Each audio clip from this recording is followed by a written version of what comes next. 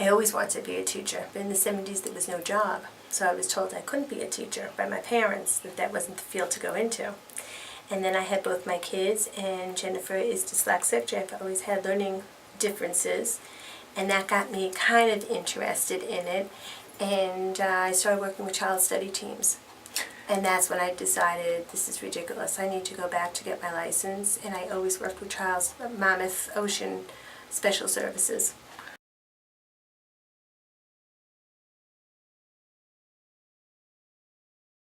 Jennifer had auditory processing. She was deaf for 1 year due to tubes in her ears that exploded after 24 hours. So they had to wait 1 full year until she was able to get tubes again. As a result, she learned how to lip read because her hearing was definitely weakened a large amount. And then at 3 years old, when she got the tubes, we would play animal talk. She knew the sounds of the animals and she just couldn't recall it. And from there, I started noticing that she wasn't getting her sounds to her letters. I noticed that she wasn't able to blend the sounds, even though maybe she knew a couple in the isolation. And one thing just started leading to another. And she had auditory deficits, she was dyslexic, and she had language delay.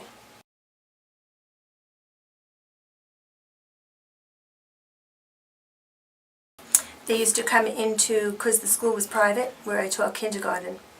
So they came in to evaluate the students, and in those days, and it still is probably, a child had to be really severe in order to get the services, because the private funding is different than public funding, and it's less money. So as a result, they didn't really take all the children who needed the help, and I found myself being an advocate, really trying to get the children the help that they needed. And through that, one thing just led to another.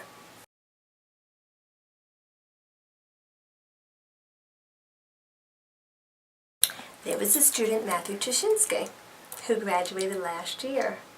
Matthew was in my kindergarten class at the private kindergarten school, and I knew right away that he was dyslexic. After he left us to go into first grade in the public school, I continued to tutor him. And I finally said to his parents, this is not good. He needs a reading specialist, a New Jersey reading specialist. Now, I was friends with his first grade teacher, who actually kept on telling me, he's just not trying. He's really bright, he's just not trying. And he did. He went to Judy Schechterman as a reading specialist. Judy worked with him for 1 year and said to his parents, he needs the Lewis School. She took Matthew to here. Matthew was accepted. Matthew is dyslexic. And I met his mom right afterwards in a shopping center. And she said to me, you need to work at the Lewis School. She said, you started Matthew on this journey, you need to go with him. And I applied for the job, met with Mrs. Lewis and a couple of other people, and I got hired, and Matthew was in my class that year. And then I had Matthew again in, I believe it was 7th grade in middle school. And now he's in college.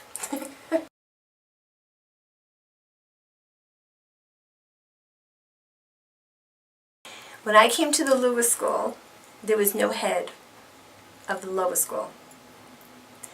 And Mrs. Lewis really wasn't around a lot. I think she was ill that year, or her mom just passed, or something happened. And as a result, I really didn't get a full training. The clinic training, however, I did get. I was trained under Esther Javalos. I trained under Deb Morangello. And between the two, I started testing, I think it was like 6 months or 8 months after I was here. But as far as training itself, the Lewis way, Lisa Fiore, who I worked under for a couple of months, because then she went on to have the baby, basically trained me into doing the Lewis way. But the one big thing that I had going for me is I had a very big phonological background, because I took courses in phonemic awareness. So I had that behind me. And the rest, you just train every day.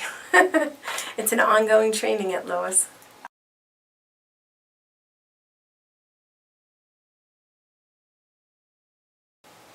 It's 100% family. Everybody's got your back, and you got everybody else's back. You're there to help out each other.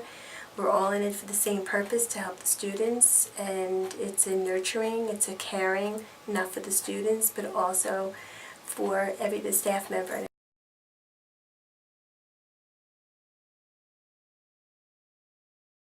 Your staff is different. You have a caring staff. You have teachers who put in more time than any public school teacher would ever think of putting in.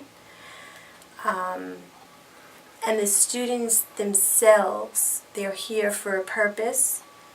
And the biggest thing, when a child comes in, they are not labeled, they are not tagged, they are not being pulled out for a resource room where everybody says, oh, Johnny, it's time to go to resource. Everybody's the same. And the teachers are what makes it work.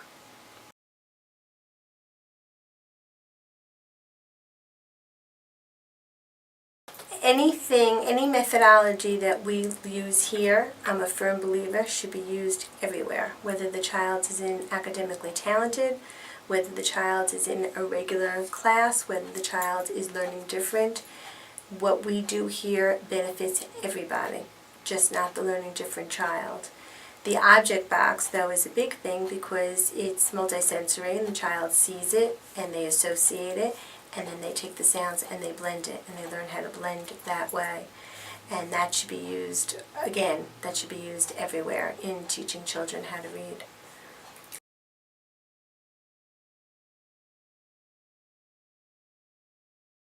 When a child comes to you at the end of the year and says to you, I can actually read, or I can actually write, or wow, look at the difference in my handwriting. When the children themselves see what they can accomplish, that is amazing. When a child comes in not trusting you and does everything in their power to not learn and then find themselves wanting to learn, that is amazing. And all of those are rewards that, as a teacher and as a parent and as an individual, that I get. It's priceless. It's priceless.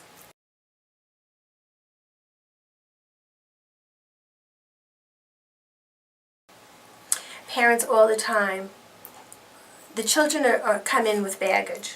The parents come in with baggage as well. We have parents who basically say, why do you think you could teach my child when I'm told my child can never go higher than a 3rd grade level? So when you explain everything and they start seeing the progress, the parents are just as shocked as the students are, because the child that they were told will never go above a 3rd grade level, will never be able to write. They're writing. They're doing essays. Their writing is legible where it never was before. And the parents just are amazed. One thing that a parent said to me recently, they actually appreciated their child having to have expectations to meet, because many of these children who come to us never had expectations. They weren't given any standard whatsoever. They were just passed through. And if they were quiet, they were really just passed through. And the parents saw that, but their hands are tied in a district. They can't prove it. So when a parent thanks you for being honest and thanks you for holding their child's feet to the fire, that's a big thing. That's a big thing.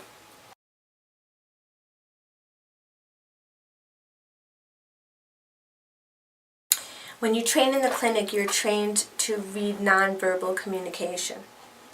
That's one of the things that transfers right over to the classroom. A lot of our students will not verbalize how they feel, but you see it in their actions. You see the frustrations with the banging of a pencil or the drumming of a foot, or the stretching of the arms, or just getting up, that speaks louder than words. So the nonverbal communication that we're trained in the clinic speaks a lot louder than any kind of verbal communication, and that transfers right over to the classroom.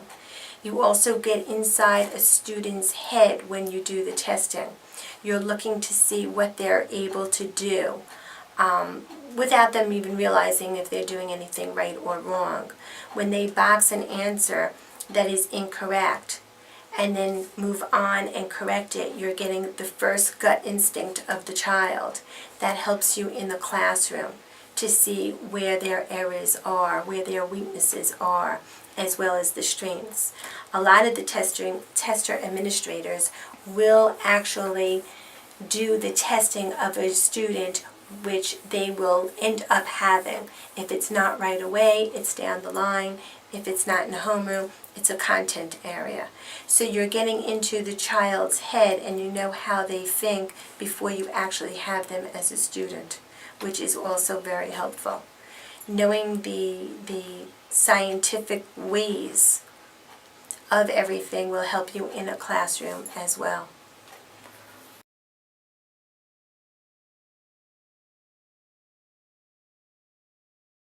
The way that we do it, we just don't plop students in, we just don't look at test scores, we look at each child individually. We do look at test scores, but we look at them as an individual as well, because a lot of times test scores aren't really the answer of where a child should be placed.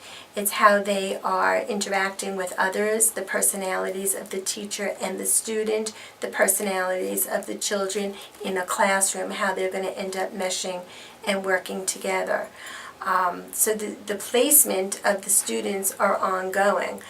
The monitoring of the placement of the students don't end with the classroom assignments. It's ongoing. If through the year a child, let's say, is all of a sudden excelling in literature, that group needs to be changed so they're still having a challenge.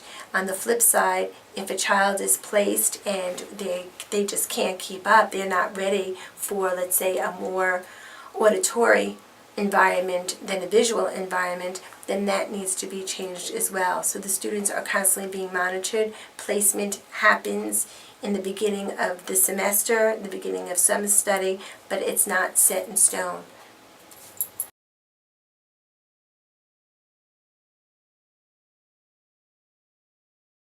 Shaving cream, actually, I do when a child transfers from print to cursive. The cycloids, I have them first do in shaving cream for them to feel the difference of the fluency of the hand.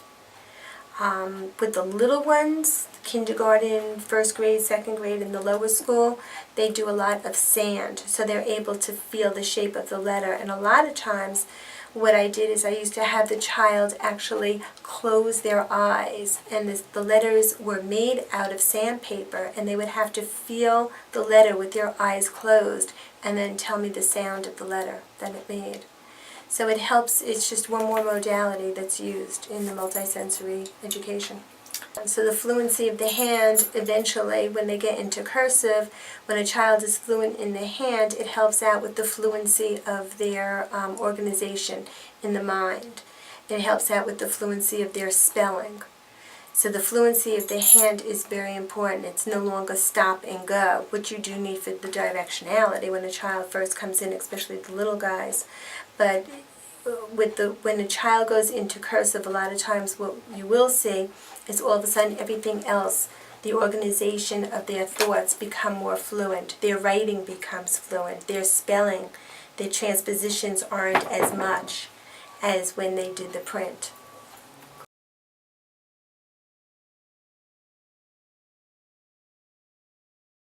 One of the most brightest individuals that I have ever met. And to hear her speak is to be mesmerized. You are actually, I am anyway, mesmerized by the way that she speaks. And she just puts it all together. And it all makes sense. And everything that she does at the Lewis School should be done everywhere, no matter, like I said before, how a child learns or what their abilities are, because really our students are very bright. It's just learning how to learn, and every student should get that opportunity. You learn a lot. You do. You learn a lot, and every teacher has their gifts actually that they bring here. And as far as Mrs. Lewis is concerned, I will say one thing: she knows her staff. She picks her staff, and her staff is also one of the best staff that I've ever seen, because everybody has something to bring to the table, and that's unusual.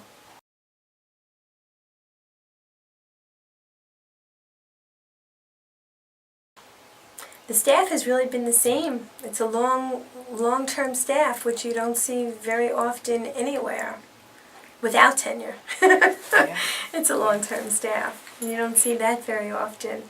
The technology came into being. We never had the technology before. Now we're getting into the technology, which is a great thing.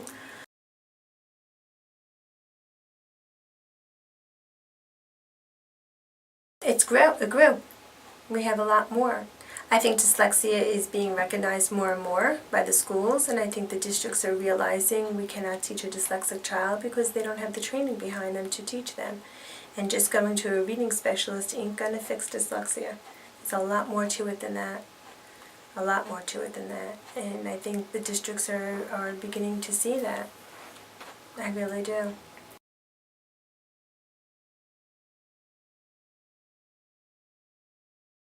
They are phenomenal.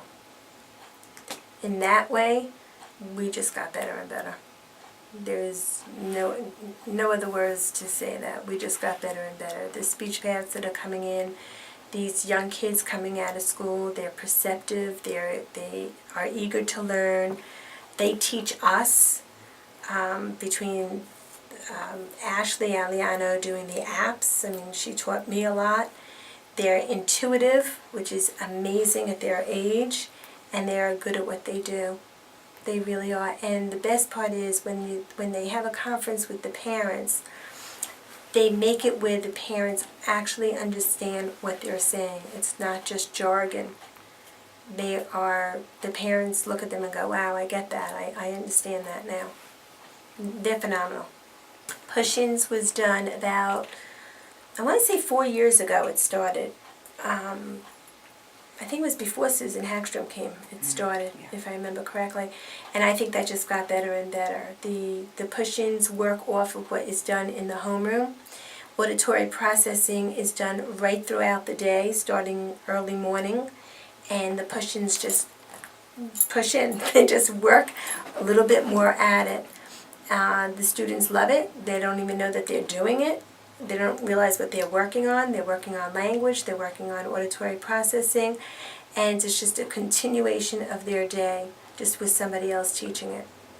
Nutrition is phenomenal. That is something that came up last year. This is the second year. That is great. The children love it. They're excited. And they actually do learn about nutrition. They're actually learning what to eat, what not to eat. The gardens that we're doing, it's going to be edible. They're going to be able to cook things and make things with what we grow. It's a green education. It's great, and it needs to continue.